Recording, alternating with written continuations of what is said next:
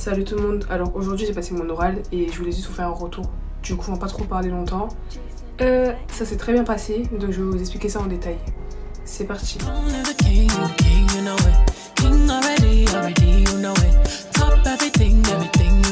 Donc ce matin j'ai passé l'oral à 8h30.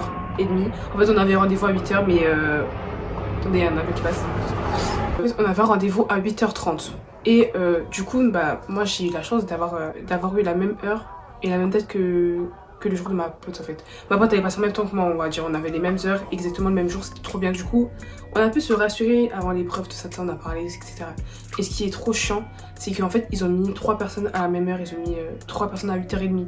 Et du coup, moi j'étais la 3e personne qui passait à 8h30. Du coup, en gros, je suis passée vers 9h40, un truc comme ça. Du coup, j'ai attendu hyper longtemps parce que j'étais devant le lycée depuis 7h45.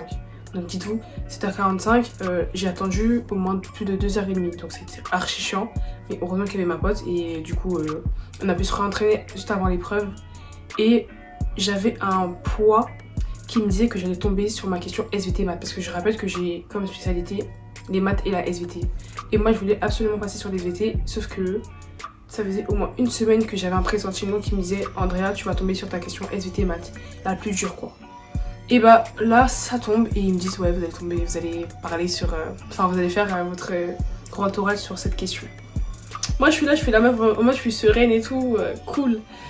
En vrai j'avais appris mon sujet, du coup j'avais pas trop, en fait c'était juste chiant parce que je sais pas quelle question ils allaient me poser. Du coup je voulais pas trop passer sur cette question mais je connaissais quand même mon sujet. Donc vous connaissez l'éloquence, blablabla. Est-ce que tu peux tchatcher comme moi je tchatche? Je roucoule, je broie la langue de Molière, putain de merde. Du coup il y en avait 20 minutes de préparation et moi je finis bien avant les 20 minutes en fait, ça m'a saoulé genre. Les 20 minutes de préparation m'ont servi à faire un petit support pour les profs pour qu'ils puissent me suivre pendant mon raisonnement. Et ils l'ont utilisé, donc c'était trop bien parce que j'ai bien structuré je pense. Après vas-y, j'ai fini en 5 minutes le truc quoi. La préparation je l'ai fait en 5 minutes, ça m'a pas servi à grand chose. Et à un moment, du coup après les 20 minutes, il avait mis un chronomètre, après les 20 minutes il dit posez votre stylo.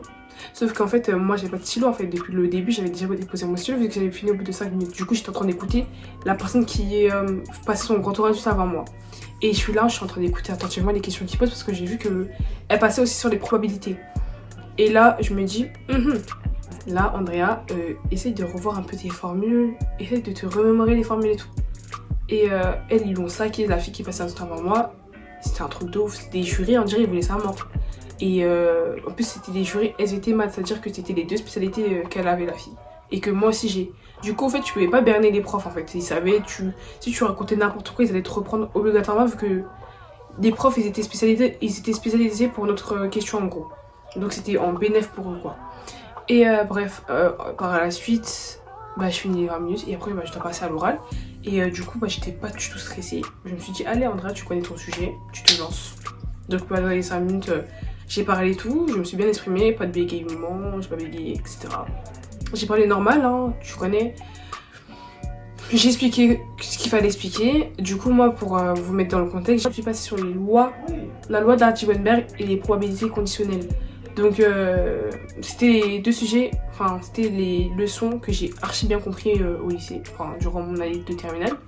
Surtout les probabilités. Du coup, je me rappelle que j'ai eu une bonne note à l'éval.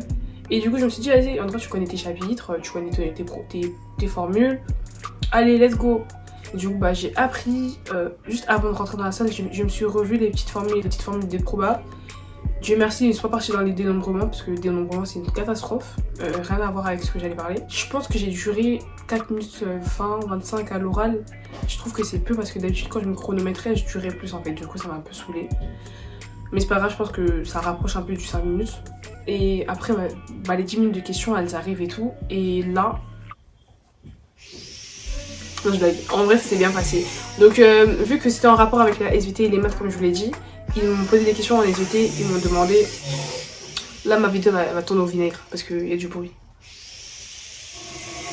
Bref, et la première question qu'ils m'ont posée, c'est que oui, c'est quoi un gène? Du coup, j'avais revu toutes mes formules, mes définitions. Étant donné que moi, en génétique, je suis plutôt bien calée en fait. La génétique, tu peux pas me piéger dessus en fait. Du coup, ils m'ont dit c'est quoi un gène? Du coup j'ai répondu, c'est quoi un allèle, c'est quoi un génotype, c'est quoi une personne hétérozygote, c'est quoi un individu homozygote. Après, vas-y. Les questions au niveau SVT, c'était pas mal, hein. Franchement pas mal. Ils m'ont demandé de réexpliquer la loi d'Hardy-Weinberg avec les probabilités. Et du coup, ils m'ont demandé de faire un événement et de calculer, bref, mon raisonnement. Du coup, ça aussi, je savais pertinemment ce que c'était. Du coup, ils m'ont demandé qu'est-ce que correspondait cette formule, à quoi ça servait, pourquoi cette formule est égale à 1. Bref, plein de trucs comme ça. Du coup, en fait, vraiment, ceux qui passent sur SVT et maths, allez vraiment revoir vos chapitres qui concernent votre sujet. N'essayez pas d'aller dans les autres chapitres, hein. Vraiment ça sert à rien du tout. Ils vont vous poser des questions que sur votre sujet. Ils vont pas aller chercher loin, je vous le dis clairement. Ils vont pas aller chercher midi 14h. On a que 10 minutes des questions, du coup ils vont plus se centrer sur ton sujet. Ils vont pas aller chercher à ce que tu répondes à une question. Par exemple là tu passes sur les probabilités, ils vont pas te dire oui c'est quoi une suite géométrique. Ça n'a strictement rien à voir. Ils vont juste te poser des questions sur ton sujet. Après, ce qui est très piégeur, c'est que lorsque tu vas répondre à une question, ils vont utiliser cette question-là pour te poser une autre question à partir de la question que tu as, enfin à partir de la réponse que tu as donnée. Du coup, par exemple, si tu dis un gène c'est une portion d'ADN, ils vont dire bah du coup c'est quoi l'ADN? Oui, bah les ADN sont composés de ça. Oui, ça sert à quoi c'est l'ADN du coup? Bref, vous voyez, à chaque fois ils vont vous poser des questions sur les réponses que vous avez transmises. Du coup, à chaque fois que vous donnez une réponse, rassurez-vous que ce que vous allez sortir de votre bouche, vous savez pertinemment la définition de ce que vous dites. Je sais pas si vous captez ce que je veux dire, mais en gros, n'essayez pas de vous embarquer dans un truc que vous ne connaissez pas parce qu'ils vont vous piéger automatiquement. Ils disent qu'ils sont pas là pour vous saquer, c'est faux. Moi personnellement, je suis tombée sur des jurys qui sont vraiment en mode ah mais du coup vous avez dit ça, donc c'est ça. Bah, excusez-moi mais reculez pour voir votre démonstration, ce que ça donne, parce que je pense que vous êtes trompés là. Bref, vous voyez les petits airs en mode relis-toi bien en mode bref, t'as capté. Ils m'ont demandé de faire une démonstration de tableau en probabilité. À un moment, ils m'ont demandé de démontrer vraiment un truc pour arriver à une fréquence. Ils m'ont donné des individus que je devais modéliser sur le tableau. Donc le tableau, à la fin des 10 minutes, il était rempli. Du coup, j'ai utilisé tout le tableau du milieu, plus le tableau du côté, s'il vous plaît. Ils m'ont dit, donc rappelez-moi la formule de base des probabilités conditionnelles. Heureusement, j'ai le cerveau, du coup je m'en souvenais et je l'ai écrit. Après, vas-y, ils ont essayé de me poser des questions vraiment pour vraiment savoir si je connaissais mon sujet. Donc, franchement, ça s'est bien passé. J'ai pas répondu à 2 questions, je crois, et c'était un calcul que je devais faire. Et à la fin, on a aboutissé à une identité remarquable. Et moi, sur le coup, en fait, l'identité remarquable, elle m'est sautée du crâne, elle est complètement sortie. Hein. Je pouvais vraiment la dire et c'est après dès que je suis sortie que je me suis souvenue de la réponse que je pouvais passer en fait. Et en fait quand t'as un coup de stress comme ça, les gens ils attendent une réponse à part, t'es stressé, du coup tu ne penses même pas au plus facile, tu penses à aller plus loin alors que la réponse elle est juste devant tes yeux.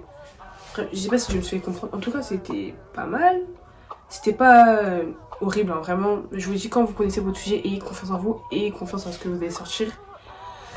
C'est pas compliqué, ça passe vite en plus. L'épreuve 40 minutes en direct, j'ai fait un aller-retour pour moi, vraiment. Si j'ai en dessous de 15, je comprendrais pas ma note, vraiment. Pour moi, je mérite, allez, 15 minimum. Vraiment, parce que pour moi, je me suis bien exprimée et tout. Et j'ai bien expliqué. Ensuite, si vous voulez savoir pour le projet d'orientation, ils vont d'abord vous demander, oui, donc pourquoi vous avez choisi cette question? Et vous devrez dire, ouais, pourquoi, c'est quoi le lien avec votre sujet et votre projet d'orientation plus tard. Ils vont vous poser des questions sur Parcoursup. Sur Parcoursup, quel choix avez-vous choisi? Pourquoi vous voulez faire ce métier? Qu'est-ce qui vous intéresse dans ce métier? Qu'est-ce qui est intéressant?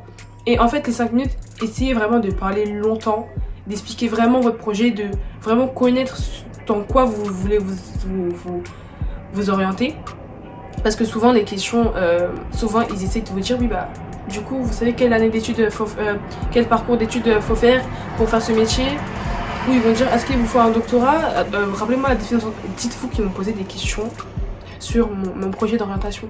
En mode, il faut combien d'études pour avoir un doctorat? Et moi, je dis 10 ans. Et après, elle me dit, vous êtes sûr? Parce que pour moi, c'était vraiment 10 ans pour avoir un doctorat. À part si je me trompe, 9 ans, 10 ans. Et elle me dit, vous êtes sûr? En mode, j'ai pas raison. Et à chaque fois, elle remet ma confiance en soi en question. Genre, elle me disait, êtes-vous sûr? Ça me faisait un peu douter et tout. Du coup, je me suis dit, bah oui. J'ai répondu oui, à chaque fois. Et elle me disait, ok, et tout. Elle faisait ça. Et vraiment, à la fin, ils vous disent rien du tout si c'est bien. Ils s'en foutent en fait au suivant. Et je sais pas du tout à quel moment ils notent, à quel moment ils se mettent d'accord pour émettre une note. Étant donné que, en fait, une fois que tu sors, en fait, il y a quelqu'un qui rentre. Du coup, ils enchaînent directement et ça enchaîne, ça enchaîne. Et je sais pas comment ils s'y prennent pour vraiment mettre les notes, hein, j'ai pas compris. En tout cas, rendez-vous le 6 juillet. Je vais pas me casser la tête. Là, je vais vivre ma best life. Je vais commencer ma life. Là, je sens que je suis libérée. Là, il y a un point qui est parti. En fait, je réalise pas encore vraiment que tout est terminé. Mais je vais réaliser bientôt, je pense.